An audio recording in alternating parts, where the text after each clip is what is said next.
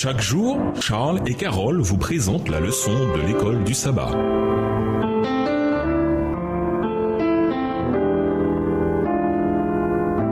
Bienvenue dans votre émission. Dieu nous parle. Nous voilà à la leçon de mardi. Christ le Rédempteur. Les dettes ne sont pas un principe céleste, mais Adam et Ève ont péché et une loi piétinée signifiait la mort.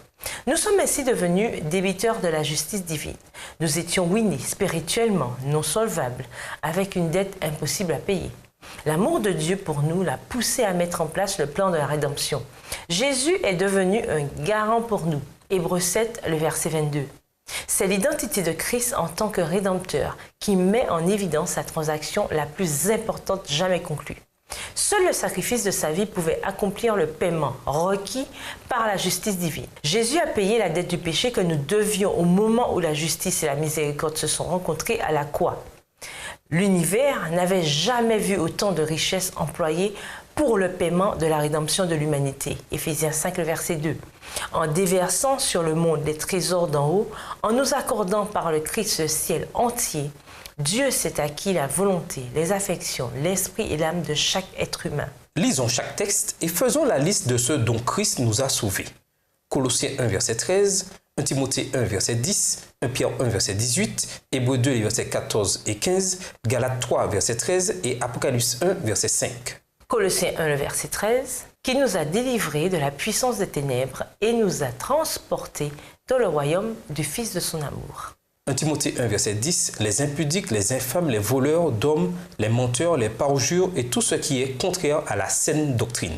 1 Pierre 1, le verset 18, sachant que ce n'est pas par des choses périssables, par de l'argent ou de l'or, que vous avez été rachetés de la vaine manière de vivre que vous avez hérité de vos pères. Hébreux 2, versets 14 et 15, ainsi donc, puisque les enfants participent au sang et à la chair, il y a également participé lui-même afin que, par la mort, il anéantisse celui qui a la puissance de la mort, c'est-à-dire le diable, et qu'il délivra tous ceux qui, par crainte de la mort, étaient toute leur vie retenus dans la servitude. Galates 3, le verset 13. Christ nous a rachetés de la malédiction de la loi, étant devenu malédiction pour nous, car il est écrit « Maudit est quiconque est pendu au bois ». Apocalypse 1, verset 5. Et de la part de Jésus-Christ, le témoin fidèle, le premier-né des morts et le prince des rois de la terre, à celui qui nous aime, qui nous a délivrés de nos péchés par son sang. Le terme grec tétélesté dans Jean 19, le verset 30, a été qualifié de mot le plus important à avoir jamais été prononcé. Il signifie « c'est terminé ». Et il s'agit des dernières paroles prononcées par Jésus sur la croix.